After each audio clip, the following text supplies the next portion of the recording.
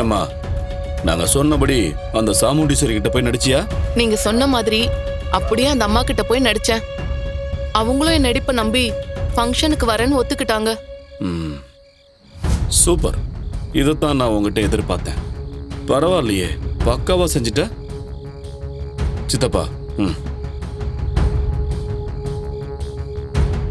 இந்தாம்மா, இதை வாங்கிட்டு கிளம்பு. மத்ததை நாங்க பாத்துக்கிறோம். Okay sir. கொஞ்சம் இருமா. இந்த விஷயம் வெளியில யாருக்கும் தெரியக்கூடாது. மீறி யாருக்கிட்டையாவது சொன்ன கதையை முடிச்சிடுவேன். ஐயோ சார், நான் இதை யாருக்கிட்டையும் சொல்ல மாட்டேன். என்ன எதுவும் பண்ணிடாதீங்க. நான் வரேன் சார். கிளம்பு. சித்தப்பா, நாளைக்கு சாமுண்டீஸ்வரி வரட்டும். அவ கதையை நம்ம முடிக்க வேண்டியதுதான். என் பொண்டாட்டி திருப்பதிலேருந்து வரப்ப இந்த நல்ல செய்தி தான் அவ காதுல முதல்ல விழணும். கண்டிப்பா மவனே, நீ நினைக்கிறது நடக்கும், கவலைப்படாத.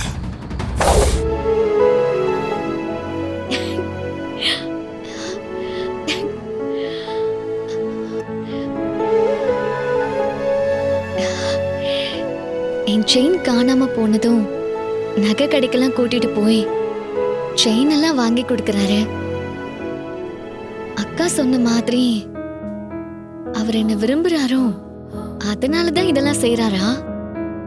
அவர்கிட்டயே இத பத்தி கேட்டலாமா? ஒருவேளை நாம கேட்டு அது அவரை தப்பா எடுத்துக்கிட்டா என்ன பண்றது? நமக்கு தான் கல்யாணம் முடிவாயிடுச்சு. தேவையில்லாம எதுக்கு அவர்கிட்ட போய் கேட்டுக்கிட்டு இந்த விஷயத்த இதோட விட்டுருவோம்.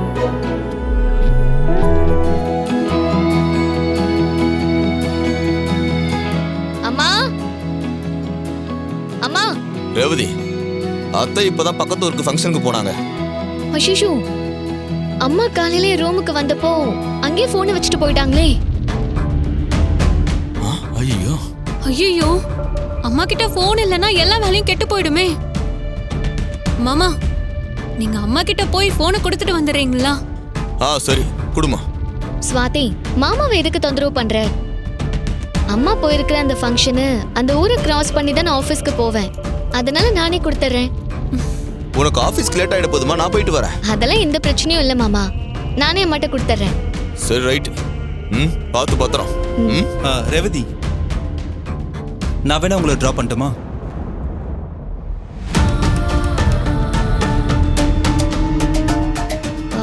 இல்ல வேண்டாம், நானே போய்க்கிறேன். இல்லங்க, நான் வீட்டுல ஃப்ரீயா தான் இருக்கேன்.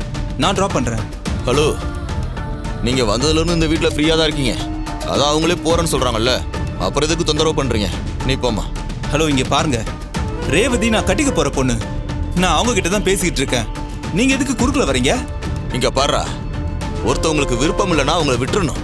தேவையில்லாம அவங்கள வற்புறுத்த கூடாது. புரியுதா? ரேவதி, நீ போமா. சரி மாமா.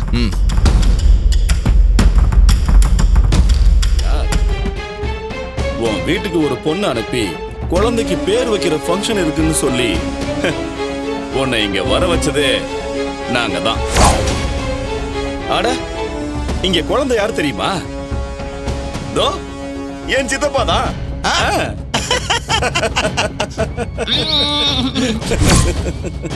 நான் தான் குழந்தை. ஆண்டி, ஆண்டி வாங்க ஆண்டி. வந்து எனக்கு ஒரு நல்ல பேர் வைங்க ஆண்டி. வாங்க ஆண்டி. சாமுண்டீஸ்வரி, குழந்தை ஆசைப்படுது இல்ல? வாங்க, வந்து குழந்தைக்கு சூப்பரா ஒரு பேர் வைங்க.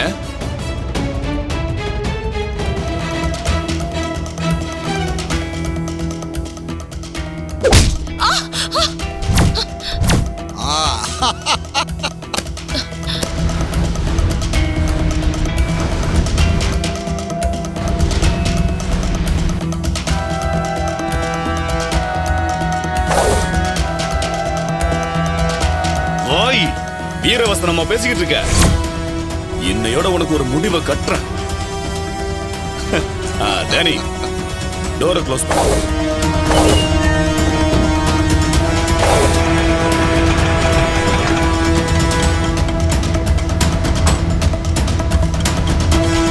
அம்மா கார் எங்க நிக்குது? அப்ப இந்த வீட்ல தான் அம்மா இருக்கணும். இந்தாங்க. ரேவதி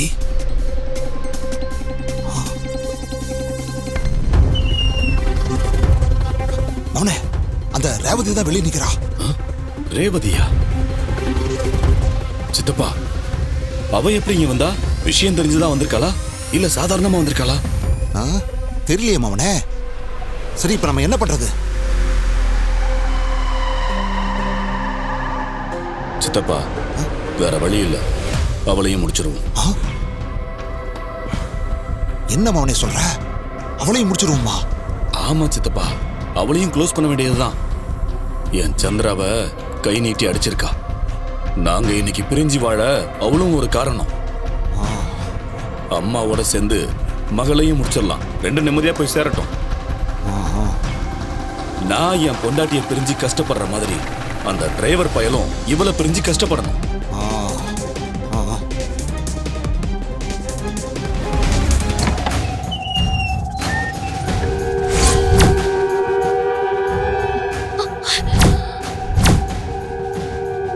ஹே, நீங்க என்ன இங்க பண்றீங்க? நாங்களும் பேர் வைக்கிற ஃபங்க்ஷனுக்கு தான் வந்திருக்கோம்.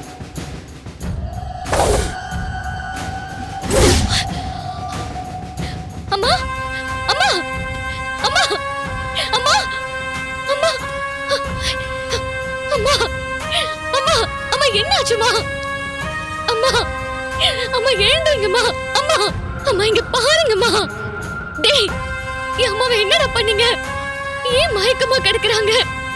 என்ன பண்ணீங்க சொல்லுங்க.